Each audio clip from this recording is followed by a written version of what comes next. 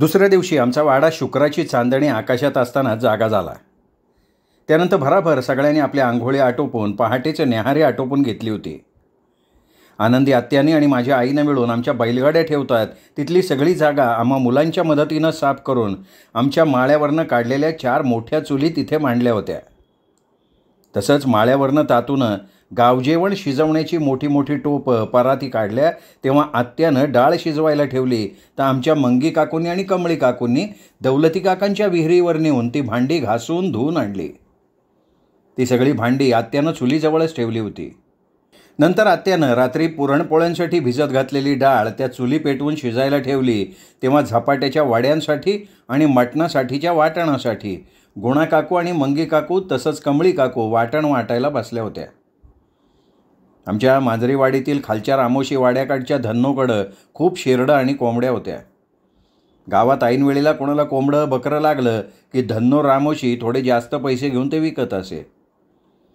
आजीनं तातडीनं आत्मा आणि तुकादादाला धन्नोच्या झोपडीकडे पाठवून त्याला ताबडतोब आमच्या सातमाईंच्या वाड्यात येण्याचा निरोप पाठवला होता. तेव्हा धन्नो रामोशानं लगेच येतो असं सांगितलं होतं, पण 8 वाजत आले तरी त्याचा काही पत्ता नव्हता आणि आमच्या आजीला तर घाई झाली होती. जर झपाट्याचं पान बरोबर वेळेत ठेवलं नाही तर काय होईल याची कल्पना आजीला होती. त्यात झपाट्याचं जेवण म्हणजे ते वाड्याबाहेर करावं लागणार होतं. त्यासाठी आता सर्व गावकऱ्यांना आमंत्रणं पाठवायची होती. प्रत्येक वाड्याला नीट आमंत्रण पाठवावं लागणार होतं आणि आमंत्रणाशिवाय कोणी गाव जेवणाला येणार नव्हतं. त्यात मटणाचं जेवण म्हणून गुणा काकू, मंगी काकू आणि कमळी काकू वाटण वाटत बसल्या होत्या तर इथे धन्नोचाच पत्ता नव्हता आणि सगळं व्यवस्थित व्हावं म्हणून आजी धडपडत होती. शेवटी तो ताण सहन न होऊन आजी पुन्हा नागो काकांवर खाऊन म्हणाली, नागो अरे लेकरा, त्या झपाट्याला 1 दिवसानंतर जेवण देतो असं तू सांगायचं नाहीस का? बघ आता त्याला वेळेवर पान वाढलं तर ठीक, नाही तर सगळी गडबड होणार. तसं नागो काका अंगात शरड घालत म्हणाले, अगं आहे आपला झपाटा जागा झाला होता, त्याला मी कसं तरी थोपून धरलंय. तो का आता आपल्या जेवणाची वाट बघत शांत बसणार आहे? तरी आता तो जेवला की जाईल निवांत झोपायला, तू अजिबात काळजी करू नको. आणि हे देखील खरं म्हणून माझी आजी पान खात गप्प धन्नोची वाट बघत बसली. आणि तेव्हा तिला गावजेवणाचं आमंत्रण द्यायची आठवण झाली तशी ती स्वतःशी पुटपुटली, अरे देवा, याची मला आठवणच राहिली नाही. आणि तिने ताबडतोब आत्मा तुकादादाला बोलवून ती म्हणाली, हे बघा, आता तुम्ही दोघांनी प्रत्येक घरात आणि वाड्यात तसंच रामोशी आणि कातकरवाडीत जाऊन झपाट्याच्या जेवणाचं आमंत्रण देऊन यायचं. हे बघा, एकही घर सुटता कामा नये. किन्नाच्या वाड्याकडे जाऊन त्यांना आमंत्रण देऊन कांता आजीला आणि दुमी गंगीला इथे आनंदीच्या मदतीला लवकर यायला सांगा. नंतर दाजींच्या घरी जाऊन इंदू आजीला आणि राणी काकूला लवकर यायला सांगा. तसंच शाळेत मास्तर आला असेल तर त्यांना म्हणावं, शाळेला आज सुट्टी देऊन झपाट्याच्या जेवणावळीला या. नंतर तिथूनच तुम्ही आराच्या वाड्यात जा आणि दौलतीच्या वाड्यात जाऊन पार्वती काकू रमी काकूंना बोलवलं आहे असं सांगा. आणि सदाप्पा काका इथे नाही आहे तेव्हा त्याच्या वाड्यावर जाऊन काकूला आणि मैना राधाला जेवणावळीला यायला सांगा. तसंच जैता काकांच्या वाड्यावर जा. आमचा तुकादादा वैतागून म्हणाला, आजी आता आम्ही सगळ्यांच्या वाड्यावर जाणारच आहोत ना, का तू आता गावातल्या सगळ्या वाड्यांची नावं घेत बसणार आहेस? आजी हसत म्हणाली, अरे तसं नाही रे, अगोदर सातमाईंचा पूर्णावरणाचा स्वयंपाक आटोपला की नंतर झपाट्याचं मटणवड्याचं जेवण करायचं आहे. 4 बायका आल्यावर ते सातमाईचं जेवण लवकर आटपून घेता येईल. आता पाळा बरं तुम्ही. आणि आत्मा तुकादादा निघाले त्यावेळी 10:30 वाजत आले होते तरी त्या धन्नोचा पत्ता नव्हता. आजी या धन्नोकडनं 5 बोकडं 10 कोंबड्या घासाघीस करून घेणार होती. ती बोकडं आणि कोंबड्या आमच्या झपाटलेल्या रानात त्याच्याचकडनं कापून घेऊन नंतर ते सगळं पुन्हा धन्नोच्या झोपड्यात नेऊन त्याचं मटण तयार करून आणलं जाणार होतं. आता तसं बकऱ्या आणि कोंबड्या कातकरवाडीत लगेच मिळाल्या असत्या. तरी हे कातकरी बकऱ्या कोंबड्या कापून त्यांच्याकडे साफ करायला दिल्या की अर्ध्या बकऱ्याचं मटण गायब करायचे आणि 2 कोंबड्यांचं मटण कमी करायचे. ते गावजेवणाला परवडणारं नव्हतं. मात्र धन्नो एक मांसाचा किंवा हाडाचा तुकडासुद्धा गायब न करता सगळं मांस अगदी इमानदारीत द्यायचा. पण धन्नोचा पत्ता नव्हता. आजीला हीच चिंता पडली होती की हा धन्नो येणार कधी आणि किमतीची घासाघीस करून नंतर त्या बकऱ्या कोंबड्या झपाट्याच्या रानात मारून पुन्हा ती साफ करण्यास घेतली जाणार कधी, मग मटण येणार कधी आणि ते शिजणार कधी. तेव्हा आजी चिंतेनं गोळाची ढेप फोडणाऱ्या तातूला म्हणाली, तातू उठ बरं, ती गुळाची ढेप फोडायची राहू दे, अगोदर धन्ना रामोशाकडे जाऊन तो कुठे गेला असेल तर त्याला तिथनं उचलून घेऊन ये. त्याला म्हणावं सातमाईच्या वाड्यात तो वाजंत्री वाजवत येणार असेल तर म्हणावं त्याची वाजंत्री आम्हाला नको, इथे त्याच्या बकऱ्या आणि कोंबड्या हव्या आहेत. तातू बरं म्हणून निघून गेला. इथे आमचे आत्मा आणि तुकादादा वाड्यातनं आमंत्रण देण्यासाठी बाहेर पडले तेव्हा तुकादादा म्हणाला, दादा आपल्याला आजीने आमंत्रण देण्यासाठी किती उशिरा पाठवलंय. मी आईजवळ चुलीकडे बसून आजी कधी आपल्याला बाहेर बोलवते याची वाट बघत होतो. खरं सांगू का, मला ते सदानकदा आईजवळ बसून ते तिचं सखा सखा करून रडणं अजिबात आवडत नाही बघ. माझा जीव ना आईचं रडणं ऐकलं की घुसमटत राहतो. तसा समंजस आत्मा दादा म्हणाला, तुकाराम आपली आय आपल्या लहान सखासाठी रडत असते. मलासुद्धा नेहमी त्याची आठवण येते रे, तुला नाही का येत. तुका म्हणाला, येते रे दादा, खूप येते. माझ्या मनाला एक बोचणी लागून राहिली आहे. त्या दिवशी सरस्वती त्याला कडेवर घेऊन आली आणि मला म्हणाली, तुका दादा मी सखाला आमच्याबरोबर नदीकडे खेळायला नेते. तेव्हा मीच तिच्या डोक्यावर टपली मारून म्हणालो, सरस्वती हा आपल्या खेळात लुडबुड करत बसेल, त्याला कातळावर बसवून ये. त्यावेळी सखा माझ्याकडे बघून म्हणाला, दादा मी पण नदीवर येतो ना रे सरस्वतीबरोबर खेळायला. तसं मी त्याला सरस्वतीच्या कमरेवरनं ओढून त्या कातळावर ठेवला आणि म्हणालो, सखा तिथे तुझी लुडबुड नको, इथे खेळत बस. तो माझ्याकडे आणि सरस्वतीकडे बघत गप्प बसला होता. तरी सरस्वती मला त्याला सतत नदीकडे नेऊया म्हणत होती. मीच चिडून तिला टापल्या मारल्या. जर त्यावेळी सरस्वतीनं त्याला नदीवर खेळायला नेलं असतं तर आज आपली आय असं चुलीकडे रडत बसली नसती. ते सगळं खरं तर माझ्यामुळे झालं. कधी सगुणेनं किंवा सरस्वतीनं त्याला नदीवर खेळायला आणलं की आपणच त्याला त्या कातळावर ठेवायला सांगायचो आणि त्या दोघी नाही म्हणाल्या की त्यांना आपण चापट्या मारायचो. सखाच्या मृत्यूला आपण जबाबदार आहोत. आत्माराम म्हणाला, अरे तुका आपल्याला कुठं माहीत होतं सखा त्या कातळावरनं पडणार आहे. तो निव्वळ अपघात होता. त्यात सरस्वतीची आणि आपलीसुद्धा चूक नाही, पण आईला कोण सांगणार आहे. हे असं बोलता बोलता ते दोघेजण किन्ना काकांच्या वाड्याकडे पोहोचले होते. त्यावेळी किन्ना काका आपल्या आईबरोबर बोलत पान खात होते तर कांता आजी गुळ शेंगा खात होत्या. तेव्हा आमच्या दोन्ही दादांना अचानक तिथं आलेलं बघून त्या दोघांना फार आश्चर्य वाटलं. किन्ना काका आश्चर्यानं म्हणाले, अरे आत्मा तुका तुम्ही शाळेत न जाता इथे कसे काय आलात. कावत्या मावत्या गेले की शाळेत. आत्माराम म्हणाला, काका आज झपाट्याचं गावजेवण आहे, आजीने तुम्हा सगळ्यांना बोलवलं आहे. कांता आजी तुम्हाला आणि दुमी काकू गंगी काकूंना लवकर बोलवलं आहे. तेव्हा कांता आजी आश्चर्यानं म्हणाल्या, अरे पण सातमाईचं गावजेवण घालायला अजून अवकाश असताना तुम्ही एकदम हे झपाट्याच्या जेवणाचं काय काढलं आहे.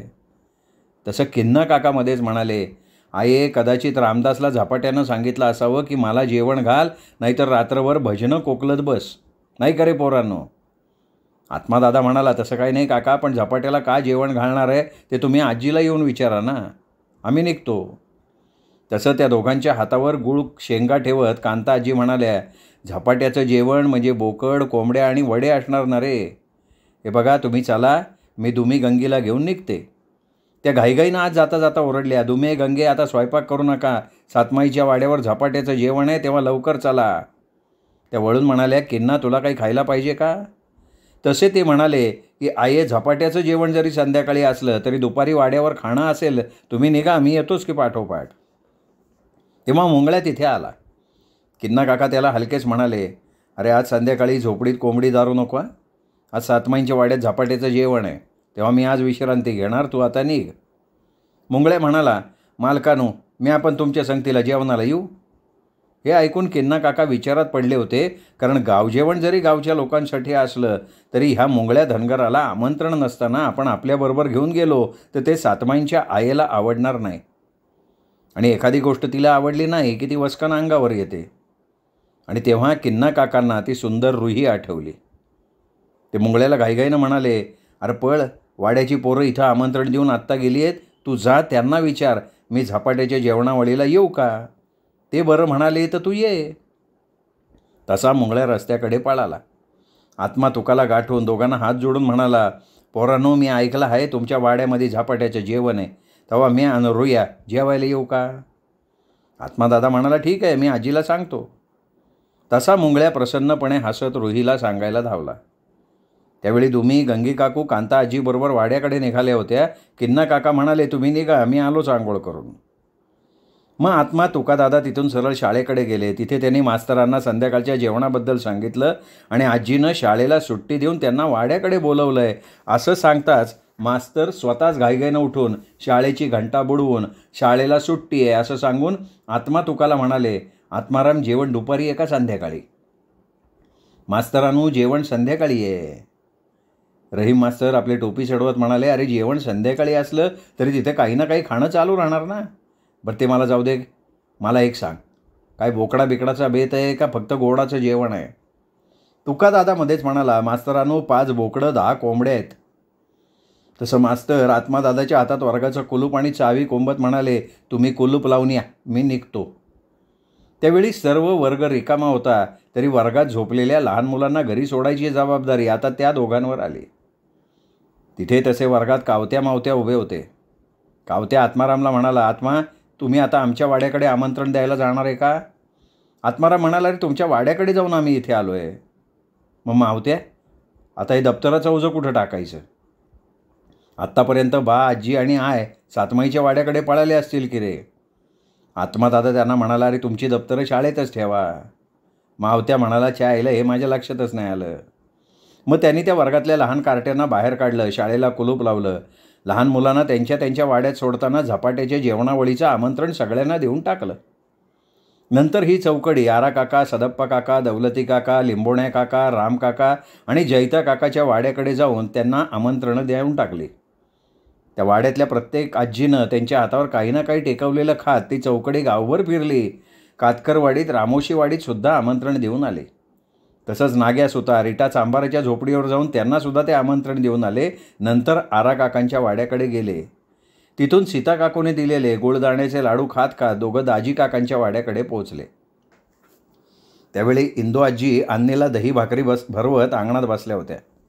दाजी काका तिथेच अंगणातल्या उन्हात शेकत परसूबरोबर कापसाच्या गाठऱ्यांबद्दल काहीतरी बोलत होते. त्यावेळी त्या चौघांना बघून इंदू आजी एकदम म्हणाल्या, काय रे शाळा नाही का? कुठं निघाला हुंदडत? आत्मादादा पुढे येऊन म्हणाला, आजी वाड्यावर झपाट्याचं गाव जेवण आहे. आजीने तुम्हा सगळ्यांना बोलवलं आहे. तुला आणि राणी काकूला लवकर बोलवलं आहे. इंदू आजी म्हणाल्या, अरे तरी आत्माराम झपाट्याच्या जेवणाला अजून अवकाश आहे. सातमाईच्या जेवणावळीच्या अगोदर झपाट्याची जेवणावळ कशी? ते मला माहीत नाही आजी, तू आमच्या आजीला विचार. इंदू आजींनी ओरडून राणी काकूंना सांगितलं, राणी ह्या चौघांना गोड शेव दे. राणी काकूने बाहेर येऊन त्या चौघांच्या हातावर गोड शेव ठेवली. तेव्हा दाजी काका त्या चौघांना म्हणाले, पोरांनो तुमची शाळा कशी चालली आहे? आत्मादादा म्हणाला, ठीक चालली आहे. आणि मग म्हणाला, आजी आता आम्ही निघतो. इंदू आजी म्हणाली, बरं आंबेला सांग आम्ही येतोय.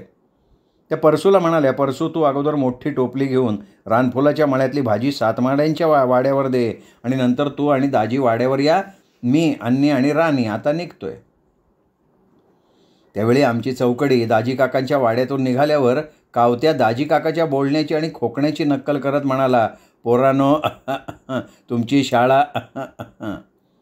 आत्मादादा रागवला आणि म्हणाला, कावत्या ते मोठे त्यांची नक्कल नको करू रे. मावत्या म्हणाला, ते जाऊ दे, मला प्रश्न पडलाय त्या राणी काकू ते वेड्या अन्नीबरोबर रात्री काय करत असतील? कावत्या म्हणाला, दोघंजणं नागडे होऊन गुळदाण्याचे लाडू खात बसत असतील.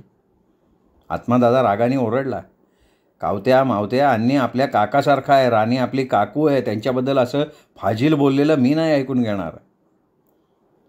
मग ते गप्प झाले. ही किन्ना काकांची मस्तवाल कार्टी त्यांच्यासारखी इरसाल होती. नंतर ती चौकडी गावातल्या घराघरातून वाड्यावाड्यातून झपाट्याच्या जेवणावळीचं आमंत्रण देत फिरली. तेव्हा झपाट्याच्या जेवणावळीला 5 बकरं 10 कोंबड्या हाणणार आहेत असं सांगितल्यावर आम्ही लवकर येतो असं प्रत्येक गावकरी म्हणाला. ती चौकडी सगळ्यांना आमंत्रणं देऊन आमच्या वाड्याकडे परत येताना तुकाराम म्हणाला, आपण आरा काकाच्या शेतातली बोर टमाटी खायची का? तेव्हा हा त्याचा बेत त्या तिघांना पसंत पडला. ती टोळधाळ आरा काकांच्या बोर टमाटीच्या शेतात पोचली. टमाटी खाताना कावत्या हळूच म्हणाला, आत्मा आपल्या आरा काकांची गौरी किती सुंदर आहे ना. तिचे लाल ओठ अगदी पोपटाच्या चोचीसारखे आहेत. वाटतं त्या नाजूक ओठांचा कडकडून चावा घ्यावा. हे ऐकून तेव्हाही आत्मादादा म्हणाला, कावत्या नीट बोल, ती आपली बहीण आहे अरे. आपल्या बापासारखं इरसाल बोलणारा कावत्या मोठ्यानं हसत म्हणाला, आत्माराम तुमच्या डोकीची मडकी अजून कच्ची आहेत. अरे सुंदर गौरीकडे बघून तुला आई बहीण कसे आठवतात रे? त्यावर आत्मादादा काहीही बोलला नव्हता. नंतर ते चौघं आराकाकांच्या शेतातले ते छोटे छोटे आंबट तुरट टॉमॅटो खाण्यात गुंग झाले. कावत्याला ते टॉमॅटो खाताना सतत त्या आराकाकांच्या गौरीचे लालबुंद नाजूक ओठ आठवत होते. तो प्रत्येक टॉमॅटो अगदी चोखून खात होता. त्याला तसं टॉमॅटो चोखून खाताना बघून तुकाराम म्हणाला, कावत्या, तू ही लहान लहान टमाटे अशी चोखून का खातो? कावत्या म्हणला, तुला कळणार नाही ते. तू आपली ती टमाटी काचा काचा खा. मावत्या हसत म्हणाला, मला माहिती आहे कावत्या, तू टमाटी चोखून का खातोय, कर कर मजा करले का. इकडे आमचा तातू लगेच धन्नो रामोशीच्या झोपडीकडे गेला. धन्नो रामोशी त्याला म्हणाला, आईला सांग मग आता येतोय. तातू म्हणाला, लवकर या, आजी तुमच्यावर रागवली आहे.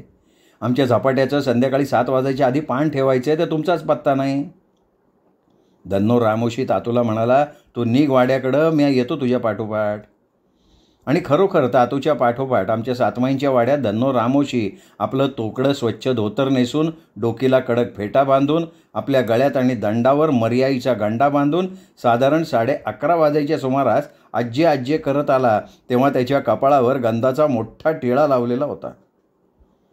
त्याला बघताच आजी रागानं म्हणाली, मेल्या धन्नो, अरे तुला सकाळी सकाळी वाड्यात यायचा सांगावा धाडला होता, तू आता नटून थटून नवरा होऊन इथं काय लगीन करायला आला का. धन्नो कमालीचा लाजला आणि म्हणाला, आहे मना जरा वखत झाला, पण मी आलो ना. तेव्हा आजीजवळ बसलेले विठ्ठल काका म्हणाले, धन्नो, तू असा मर्दगडी असताना पोरीसारखा लाजतोस मात्र छान. आजी त्याचं लाजण्याचं नाटक बघत असताना त्यांनी पुढवून आजीच्या पायाला हात लावून तो हात आपल्या कपाळी लावून आदबीनं म्हणाला, आये मी आलो, आता मना काय ते सांग. आमच्या या धन्नो रामोशाला एक सवय होती.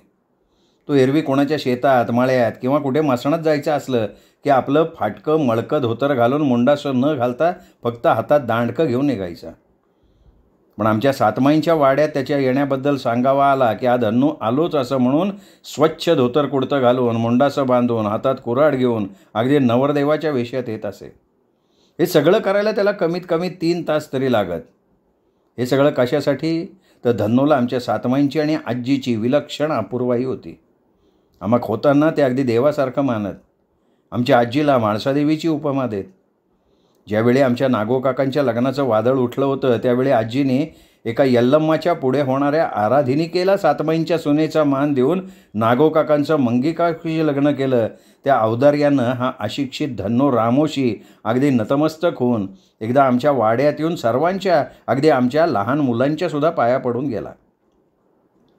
त्यामुळे आमच्या वाड्याकडून त्याला कधी असं बोलवणं आलं की तो अस्सल रामोशी वेशात नटून थटून येऊन आजीने काहीही बोललं तर लाजून मान खाली घालत असे. या धन्नो रामोशाला कोणी विचारलं की बाबा सातमाईंच्या वाड्यावर जायला तुला एवढं सजायलाच पाहिजे का? त्यावर त्याचं म्हणणं, जर मी माझ्या नेहमीच्या अवतारात तिथे गेलो तर सातमाई म्हणतील, हा धन्नो किती घाणेरडा माणूस आहे. आणि मग मी सातमाईंना आजीला चांगला दिसायला पाहिजे ना. तर असा हा धन्नो आला की आजीच्या पाया पडून आये मी आलो म्हणून, नंतर तडक सातमाईंच्या पारावर जाऊन त्यांना नमस्कार करून, नंतर माझ्या आईच्या हातचा गरम चहा पिऊन मग आजीचं काम काय आहे ते बघायचा. तसं माझी आजी कोणा पारक्या माणसाला सातमाईच्या पारावर जाऊ देत नसे, पण गावातलं कोणी कधी श्रद्धेनं आलं तर ती काही बोलतही नसे. आजीनं वेळ न घालवता त्याला 5 बोकड 10 कोंबड्यांबद्दल सांगितलं आणि म्हणाली, धन्नो आता गाव जेवण असलं म्हणजे काही कमी पडायला नको, म्हणून तू 2 बोकडं आणि आणखीन 5 कोंबड्यांचा जास्तीचा हिशोब सांग. तरी झपाट्याच्या त्या बाबळीच्या रानात मात्र पोरांच्या नावानं 5 बोकडं 5 कोंबड्या कापून झपाट्याला त्याच्या रक्ताचा नैवेद्य द्यायचा आहे. नंतर ते सगळं घेऊन तू मटण आणून द्यायचं आहे. आता हिशोब बोल. तेव्हा आनंदी आत्यानं दिलेल्या शिळ्या भाकरीत उसळीचा तोबरा भरत ते म्हणाले, आये तू काय पण म्हण, पण यो शिळ्या भाकरी उसळीचा चव लय न्यारा असतो बघ. आजी रागवली आणि म्हणाली, अरे मेले, अजून सातमाईंना आणि झपाट्याला पान वाढलेलं नाही म्हणून तुला ही शिळी भाकरी उसळ दिली आहे. आता येणाऱ्या माणसा बायकांसाठी काही खाणं करणार आहोत, त्याला उशीर आहे. तसा धन्नो एकदम आपल्या थोवाडीत मारून घेत म्हणाला, आयो ये समजा मना ठाव आहे, मना हू भाकरी खायला मिळते तोच माझं नशीब. आजी म्हणाली, धन्नो ते भाकरीचं जाऊ देत रे. हे बघ झपाट्याला पान 7 वाजायच्या आधी ठेवायचं आहे, मटण शिजायला वेळ लागतो रे. आपण काय बकऱ्या आणि कोंबड्यांचंच बोलत बसलो आहे. आता मात्र धन्नो घाईघाईत म्हणाला, आजी गाव जेवण म्हणजे गावचा माणसा फुकटचा मिळताय म्हणून छान लय मस्त हादळणार. तेव्हा आजी मना वाटतंय 10 बकरा 20 कोंबड्या पाहिजेत आणि झपाट्याचं जेवण म्हणजे भारी काम आहे. आजी म्हणाली, ठीक आहे धन्नो, आता प्रत्येक बकऱ्या कोंबडीची किंमत सांग.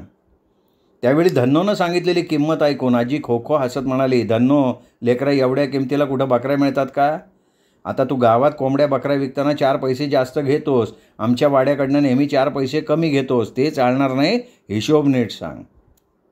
धन्नो म्हणाला, आजी मना तू काय वाटेल ते पैका दे, नाही दिला तरी चालन, तसा म्याहू जेवायला येणारच आहे. तिथे बसलेले विठ्ठल काका म्हणाले, आये हा धन्नो नेहमीप्रमाणे तुला भाव सांगणार नाही, तेव्हा नेहमीप्रमाणे आपण काष्टा रामोशाला विचारू आणि उद्या याला रुपये देऊन टाकू. धन्नो उठला आणि म्हणाला, मी अगोदर 5 कोंबड्या आणि 5 बोकडा माराया आणतो. तो घाईघाईनं गेला. आजी जाणाऱ्या धन्नोकडे बघत म्हणाली, विठ्ठला, काही माणसांजवळ श्रीमंती नसली तरी ती माणसं श्रीमंत असतात, तशीच या धन्नोजवळ मनाची श्रीमंती आहे. तसं मी हसत आजीला म्हणाले, आजी त्या धन्नोनं जनावरांचे पैसे नको असं म्हटलं म्हणून तू म्हणतेस का? आजी म्हणाली, नाही गं सरस्वते, अगं असे पैसे नको म्हणायला सुद्धा मनाची श्रीमंती लागते गं. असं तुझा शिवा काका कधीतरी म्हणेल का? मी आणि विठ्ठल काका हसलो. आजी असं म्हणून उठत होती. शिवा काका तिच्याजवळ येऊन कुजबुजले, आये ही झपाट्याची जेवणावळ आहे. नागोनं 5 दारूच्या बाटल्या द्यायच्या कबूल केल्यात. गावकऱ्यांसाठी आणखीन 5 बाटल्या मागाव्या लागतील. आजी म्हणाली, अजून हा किन्ना का नाही आला? तो आल्यावर त्याच्यावर ते काम सोपव. तो सगळ्यांना दारू वाटण्यात हुशार आहे. त्यालाच सांग ते 5 बाटल्यांचं. नंतर हळूहळू आमचा सातमाईंचा वाडा भरायला लागला. वाड्यात आलेली पुरुष मंडळी ओसरीवर बसून काही ना काही खात बोलत बसली. रहीम मास्तरसुद्धा केळीची पानं नीट चौकोनी कापत बसले. घरातल्या आणि आलेल्या बायकांची वाड्याबाहेर आनंदी आत्याच्या देखरेखीखाली स्वयंपाकाची लगबग सुरू झाली. अगोदर सातमाईंचा गोडाधोडाचा स्वयंपाक करायचा होता. तसं सातमाईंना मटण कोंबडी चालत असे, पण दारू किंवा पान तंबाखू विडी चालत नसे.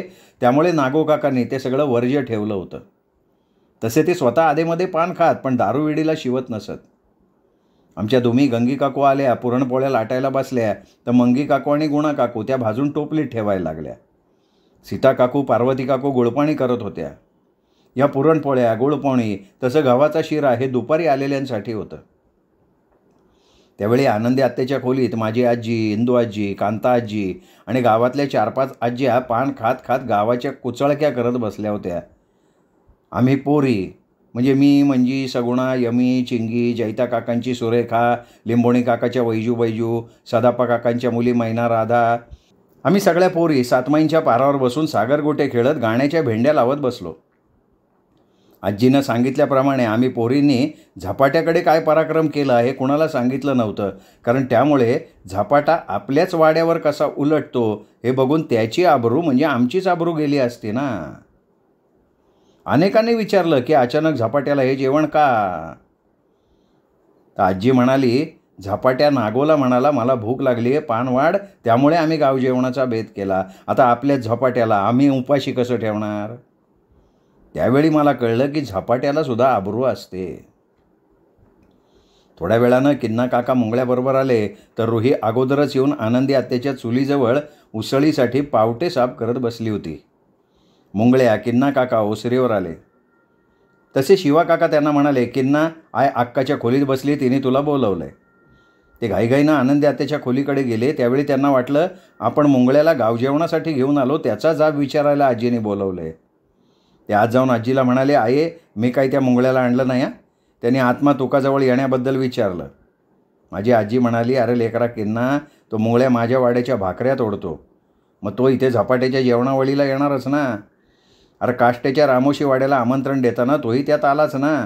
ते मुंगळ्याचं जाऊ दे. हे बघ धन्नो, 5 कोंबड्या घेऊन तुझ्या वाड्याच्या वाटेनं आता बाबळीच्या रानात येईल, तेव्हा तू आणि नागो तिथं जाऊन धन्नोला बकरी कोंबडी तोडायला मदत करा. माझ्या वाड्यातलं तिथं कोणी जाणार नाही.